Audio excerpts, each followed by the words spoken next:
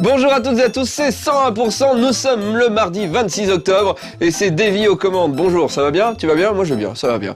Oui, à part que j'ai tourné Nerds tout le week-end et je suis un petit peu fatigué, mais sinon ça va. Aujourd'hui c'est à 101% avec à l'intérieur du jeu vidéo, Majin and Forsaken Kingdom. Je parle toujours super bien anglais, hein. Temps perdu, Retro and Magic sur Mylon. Mais on commence tout de suite avec les news.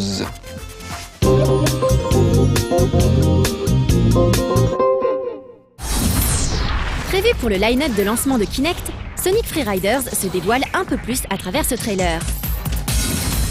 En plus de prendre en compte l'inclinaison du joueur pour gérer les virages, le jeu de course de Sega vous demandera également d'utiliser vos mains pour balancer des items en tout genre sur les autres concurrents. Une version de ce Sonic était jouable lors de l'event Sega à Londres l'été, et si les contrôles via Kinect étaient un peu chaotiques, certains passages répondaient vraiment bien au mouvement du joueur. Bref, comme vous pouvez le constater sur ces images, nous n'avons pas fini de faire les idiots devant notre écran.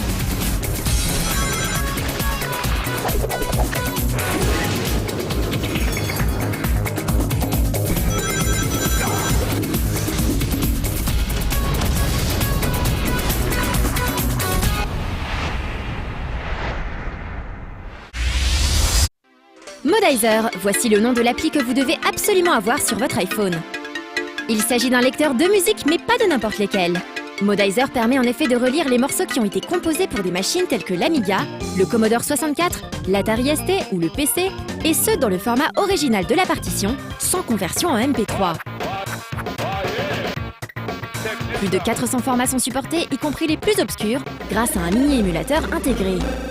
Pour ajouter des morceaux, rien de plus simple.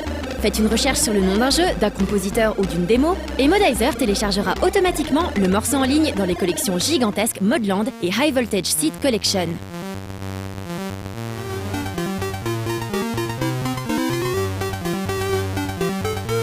Séance nostalgie à prévoir.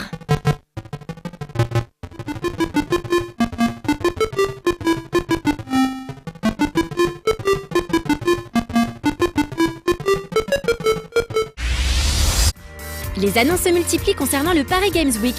Ce salon réunissant la quasi-totalité des développeurs et se déroulant du 27 au 31 octobre aux portes de Versailles accueillera tout un tas d'events destinés à divertir le public. À commencer par le stand Konami qui nous présentera son dernier jeu musical, Def Jam Rap Star, dans lequel il est possible d'interpréter des morceaux du Wu-Tang, de Dr. Dre et Snoop Dogg, ou encore Mabens des NTM. Le tout sera parrainé sur place par Sefiu et DJ Cut Killer. Sony n'est pas en reste et proposera la PlayStation City, une véritable ville du jeu qui s'étend sur 1500 mètres carrés. On y trouvera les prochains gros titres à venir, dont GT5 bien évidemment, mais aussi Little Big Planet 2. Enfin, un heureux élu tiré au sort repartira au volant d'une Nissan 370 Z Roadster. Rien que ça. De quoi faire presque oublier le retard hallucinant que prend leur simulation de course automobile. Sega, quant à lui, offrira aux joueurs la possibilité de passer du temps sur leurs titres à venir, comme Yakuza 4, Virtua Tennis 4 ou encore Space Channel 5 Part 2, qui sortira sur XBLA et PSN courant 2011. Le public pourra également profiter de cette occasion pour se faire coiffer à la Sonic par des professionnels. Bref, on aura le droit à tout un tas d'events, aussi bien sur la scène principale que sur les stands éditeurs, le tout accompagné de sportifs célèbres et de people plus ou moins légitimes. Bref, beaucoup de show-off, un peu de jeux vidéo, vous savez donc à quoi vous attendre. Join Harry, Ron and Hermione in Harry's toughest quest yet. Alors que le film s'apprête à sortir dans les salles le 24 novembre prochain, le jeu Harry Potter et les reliques de la mort partie 1 se dévoile un peu plus à travers ce trailer destiné à la version DS. Présent sur la quasi-totalité des supports, le jeu sera orienté action à la troisième personne et comportera son lot de sorts magiques bien connus des fans de la série.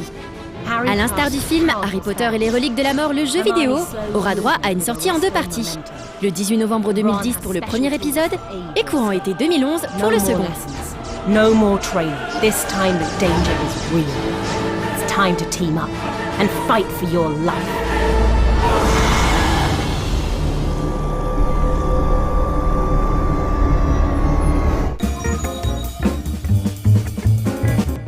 Avant de parler un peu de nerds, je voulais parler à Anne, mon amour, Anne, je t'aime.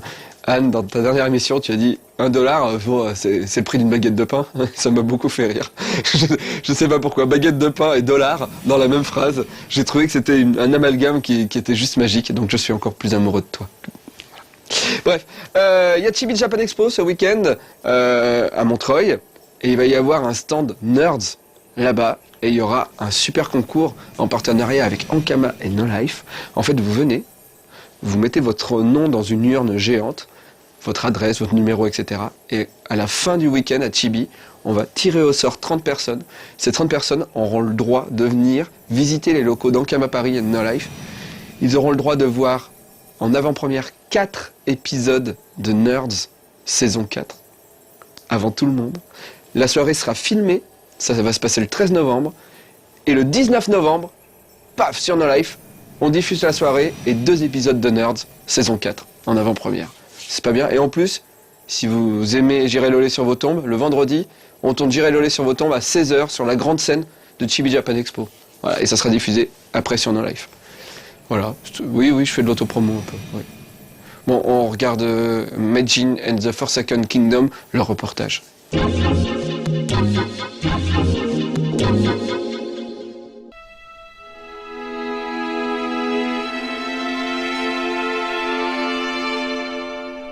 Lorsque l'on découvre les images de Majin and the Forsaken Kingdom, ainsi que l'interaction entre un jeune garçon et une espèce de grosse créature étrange, on pense tout de suite à The Last Guardian, la prochaine production de la Team Ico, ou à un film comme Une histoire sans fin. Développé par Game Republic en collaboration avec Namco Bandai Games, ce jeu d'aventure-action a été supervisé par Okamoto Yoshiki lui-même, bien connu pour son travail sur les séries Street Fighter et Resident Evil. Le fondateur de Game Republic a ainsi donné vie au pays maudit et ses créatures magiques, dont le fameux Majin, marquant ainsi un tournant dans la longue relation qui lie son studio à l'éditeur Namco Bandai, pour qui il avait jusque-là officié sur des jeux à licence, comme les Dragon Ball Origins ou le très décevant Le Choc des Titans. これもなかなか、ご縁がありましたという言い方になっちゃうのかもしれないんですが、やはりこう日本から日本人がやっぱり作る日本人でしか作れないようなですね、新しい IP を立ち上げようという我々の思いがありまして。Une IP, c'est une propriété intellectuelle, une nouvelle licence donc. 開発会社さんとのですねパートナーシップがちょうどいいタイミングで生まれて、そしてプレイステーション3と XBOX360 にですね、今までこういったゲームがなかなかなかったねとなかったのはですね作られて我々業界がですね送り出していなかっただけなんじゃないかなということでちょっと今までとは経路の違ったですね新しいゲームを立ち上げるということが行われたのが、2008年のそうですねちょうど夏ぐらいですかね、2年前ですね。はい。Si ce titre se présente sous la forme d'un jeu d'action, avec des phases de combat typées beat'em all, de la plateforme et de l'infiltration, il n'en oublie pas pour autant de proposer son lot d'énigmes et autres puzzles à résoudre grâce au concours du Majin. 実はそのゲームのコンセプトで最も重要なのが魔人というキャラクターと、主人公であるですねプレイヤーが操る主人公この能力の違う2人を、組み合わせることによって生まれるゲーム性、みたいなところにアクションのプレイスキルだけではなくて頭を使った、いわゆるボタンの連打が速いだけではないようなゲームというものが、非常に合ってるんじゃないか面白いんじゃないか。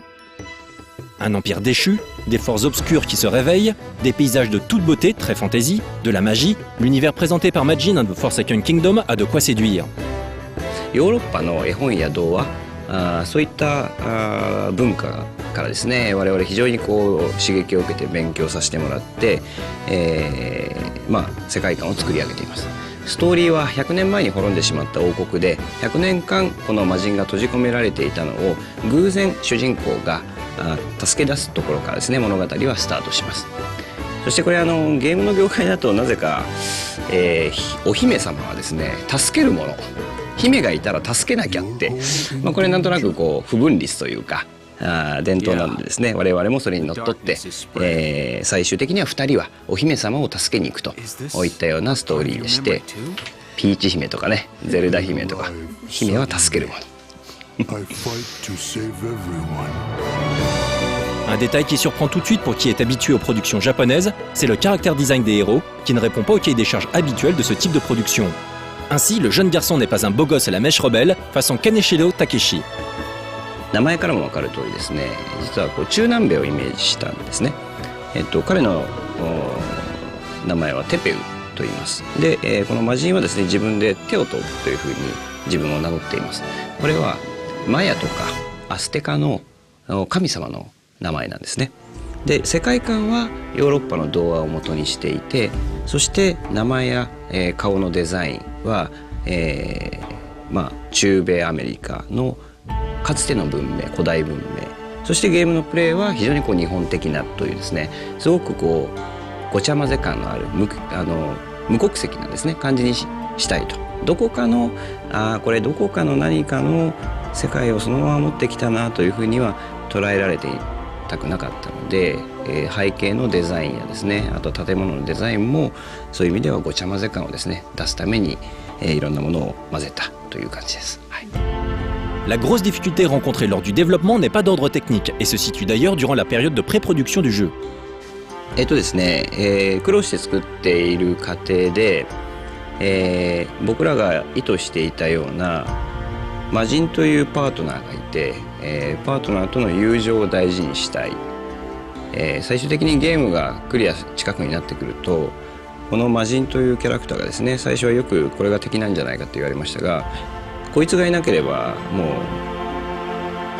うゲーム自体進めないよと、お前が大好きだって、言えるようなですねパートナーになってくれることを期待して、いろんなゲームのシステムや、ゲームのルール、もしくはデザインを作っていったんですが、みんなそういうふうに言ってくれることですね。この魔人というのがデザインからして最初に、愛らしくて、そして喋ってるセリフを聞いてももっともっと愛着が湧くといったようなデザインをですね、もしくはこのキャラクターを生み出すことができたというのが非常に僕は自慢に思ってますし、苦労しなければこいつは生まれなかったんだろうというふうに思うと、愛おしくてたまらないというふうに思っています。Il ne nous reste plus qu'à espérer que ce jeu sera techniquement bien supérieur au Choc des Titans, la précédente production sur console HD de Game Republic. La réponse fin novembre avec la sortie du jeu et la critique dans son 1%.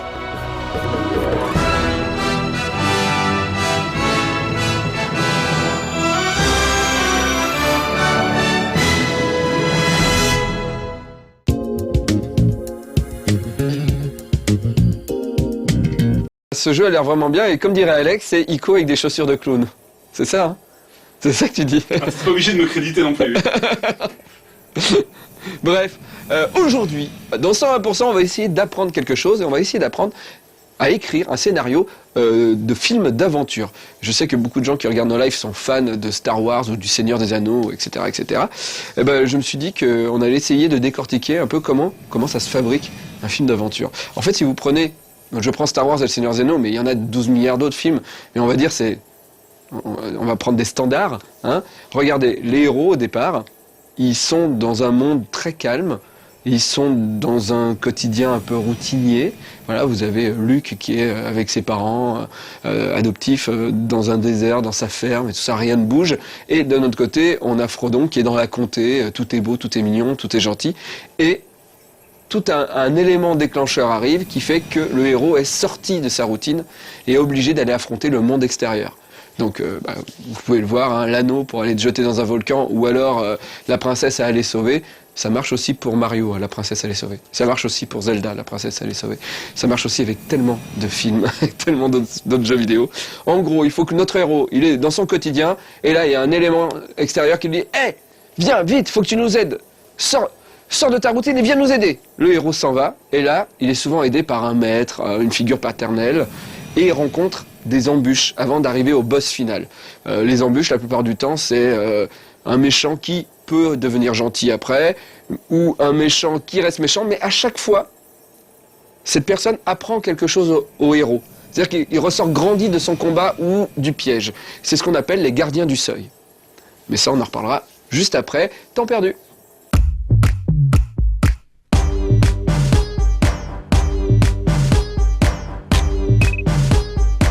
Bonjour! Maintenant, il est impératif d'avoir une complémentaire retraite. Bah oui, vous croyez que ça servait à quoi tout ça? Mais alors que faire durant vos heures supplémentaires? Bienvenue dans Temps perdu! Vous n'allez peut-être pas me croire, mais je ne suis jamais monté sur une montagne russe. J'ai bien fait d'autres manèges idiots, mais ça non, jamais. Alors forcément, j'ai une légère frustration. Mais heureusement, grâce à Epic Coaster, je peux découvrir les joies du train qui speed sans danger. Allez, tous avec moi. Ah!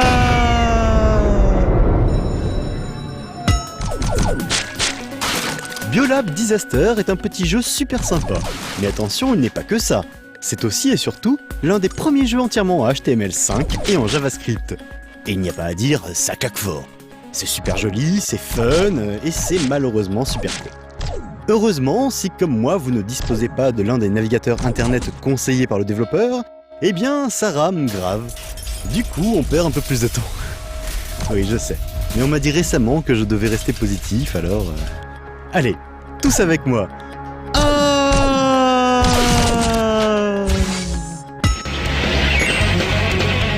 Comme tout le monde, je suis fauché. Du coup, faut bien l'avouer, ça fait des siècles que je n'ai pas mis les pieds dans des chaussures de ski. Reconnaissons-le, ça fait des économies de plâtre, mais ça manque singulièrement de fun. C'est pourquoi ce lip skier est fait pour moi. Et par extension pour toutes les personnes comme moi. Vous voyez le petit skieur là ? Eh bien, il suit le tracé que je lui dessine grâce à la souris de mon ordinateur. Et du coup, il est super content, il fait des sauts magnifiques, il traverse des portes, il évite des pièges et il est trop content de pratiquer cette activité sans danger. Allez, tous avec moi. Ah!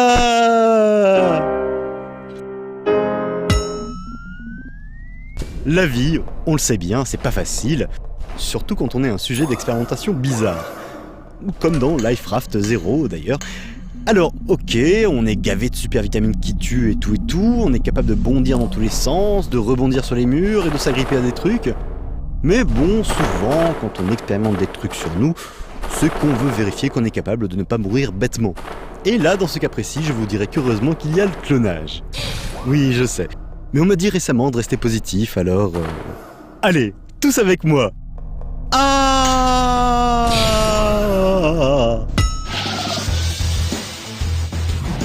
Ce que j'aime sur le net, c'est qu'on peut en quelques clics passer d'un jeu façon pixel art à un autre jeu au graphisme super chiadé, mais pas forcément de bon goût.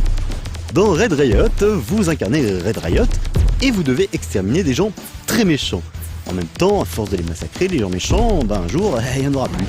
Et ce serait quand même triste, puisqu'on serait obligé de se massacrer entre gens gentils, ce qui, avouez-le, n'aurait pas beaucoup de sens.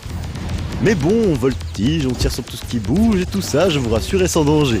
Allez, tous avec moi. Pour gagner plus, jouer plus. Ah, comment je les ai eus! Là c'est sûr, il risque pas de l'oublier. Donc, comme je le disais tout à l'heure, pour faire un scénario, il faut prendre un héros, le sortir de son quotidien et lui mettre des embûches sur son chemin jusqu'à arriver au boss final, genre par exemple sauver une princesse. C'est marrant, en Ardèche, pour épreuve, on dit embûche. Non, je dis pas épreuve parce que je le dirais avec un accent bizarre, donc je préfère dire embûche. Mais Alex, reste au micro parce que j'ai une théorie et je voudrais savoir si tu es d'accord avec ma théorie. Ah bah écoute, ouais, je t'écoute. Donc après ce que j'ai dit, j'ai réfléchi, tu vois, et j'ai réfléchi aux Chevaliers du Zodiac, et je me dis que le succès des Chevaliers du Zodiac vient du fait que le scénariste, lorsqu'il a fait la saga des Chevaliers d'Or, est arrivé mais aux bases même du scénario d'aventure, quoi. Il y a une princesse, elle se fait enlever, les mecs, ils ont 12 heures pour aller la sauver, ils doivent monter en haut des escaliers, il y a 12 gardiens du seuil, chaque fois qu'ils combattent un des gardiens du seuil, ils apprennent quelque chose, il faut augmenter leur pouvoir pour pouvoir à la fin battre le méga boss et sauver la princesse. Voilà, plus les codes du shonen, avec beaucoup de souffrance, beaucoup de difficultés, et un code qui marche super bien dans le manga, c'est ils arrivent toujours par un système à te montrer que le prochain ennemi est infiniment plus fort que celui d'avant. Ouais. Par exemple, le prochain il bat facilement l'autre d'avant, ou des trucs comme ça. Même si c'est bizarre parce qu'il a réussi quand même, le Chevalier de la Vierge, pour moi, dans ma tête, reste un des plus puissants. Et c'est pour ça, c'est grâce à Ikki qu'ils ont réussi à passer parce que... Oui, forcément, il y a le Striker, c'est-à-dire c'est Ikki dans Saint Seiya, mais dans les Sentai, c'est le soldat doré ou argenté qui vient au dernier moment sauver l'homme masqué. Et s'ils n'avaient pas eu Ikki, ils n'auraient peut-être pas pu passer le Chevalier de la Vierge. Ah bah, évidemment. Évidemment. L'histoire est écrite comme ça. Et donc voilà, ça se passe toujours comme ça, un scénario de film d'aventure. Il y a des embûches qui font devenir le héros plus fort, etc., etc., etc. Mais il y a des variantes, bien sûr, parce que si on prend le héros tout le temps et qu'il est dans son quotidien et qu'après on l'envoie au bout d'un moment, on va se rendre compte du mécanisme. Et les variantes, ça peut être des flashbacks ou des flash-forward qui font que on commence l'aventure au milieu, puis après on revient en arrière pour comprendre ce qui s'est passé, etc. Mais même si on déplace les modules, on va dire, de l'aventure, si on met ça si on étale tout ça sur un fil et qu'on met du début à la fin, c'est toujours le même système. Voilà, maintenant on regarde Retro and Magic sur Milan.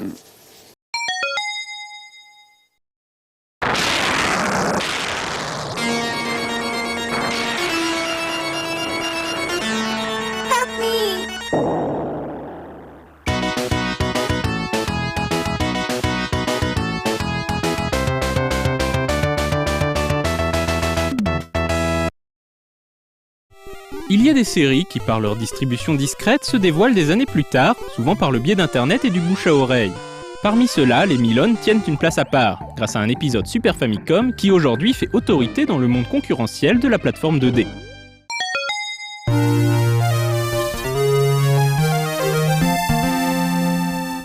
Le premier titre mettant en scène Milon sort sur Famicom au Japon, puis aux États-Unis.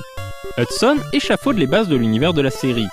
Ici, la musique joue un rôle primordial. Le monde où vit Milon communique par la musique. Mais comme il ne parle pas la musique, le petit elfe se sent seul. Il décide de partir à la recherche de personnes comme lui. Sur sa route, il décide de rendre visite à la reine Elisa, au château de Garland. Mais le seigneur de guerre Mahalito s'est emparé de la forteresse et des instruments. Vous vous frayez alors un chemin dans ce vaste donjon jusqu'au boss final. Milon no Daiboken était à sa sortie un très bon jeu d'action plateforme, mais frustrant par son extrême difficulté. En effet, contrairement à la majorité des jeux de plateforme, lorsque votre personnage se fait toucher, il n'est pas invincible pendant une courte durée. La barre d'énergie peut donc parfois descendre très rapidement. Question gameplay, Milon possède sa sarbacane à bulles et peut détruire certains blocs pour amasser des bonus et de l'argent. Cet argent est nécessaire pour améliorer les caractéristiques du personnage dans les boutiques qui parsèment l'aventure. Les mini-jeux font aussi partie de la quête. Lorsque Milon découvre une boîte musicale, il est alors transporté dans un jeu annexe. Pour chaque mini-jeu découvert, un elfe apparaît et joue d'un instrument. Plus le joueur progresse, plus il y a d'elfes et plus la musique se complexifie. On retrouvera ces mini-jeux dans l'épisode Super Famicom. Le titre sera par la suite porté sur Game Boy. Très proche de son aîné, cette conversion bénéficie de graphismes plus sobres dans sa soyeuse peau noire et blanche, d'un système de code pour sauvegarder, des pièces réduites et surtout d'une difficulté revue à la baisse.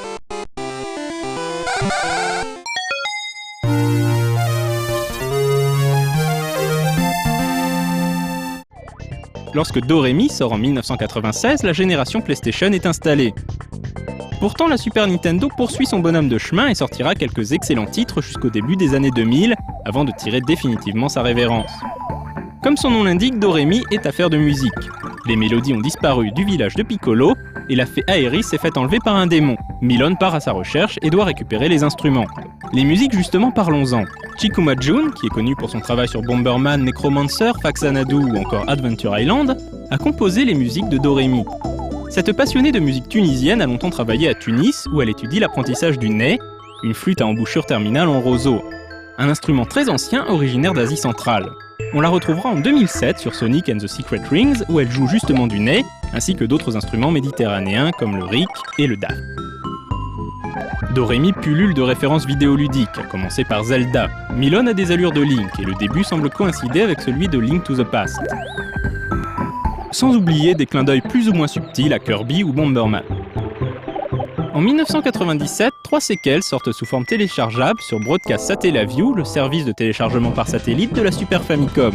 Disponible uniquement au Japon, il ne s'agissait néanmoins plus vraiment d'un jeu de plateforme, mais d'une histoire présentée comme un livre interactif.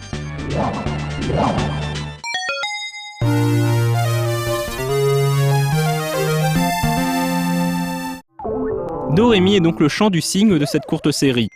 Aujourd'hui très recherché par les collectionneurs, le jeu bénéficie d'une cote importante.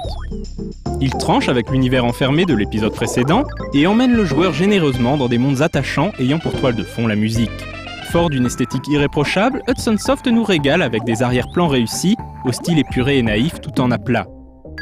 Pas de minuteur comme dans la majeure partie des jeux de plateforme de l'époque, Doremi mise sur l'oisiveté du joueur. Échappatoire poétique, Doremi est un vrai cri d'amour au jeu de plateforme. Un jeu enchanteur programmé par une équipe d'Hudson au sommet de son art.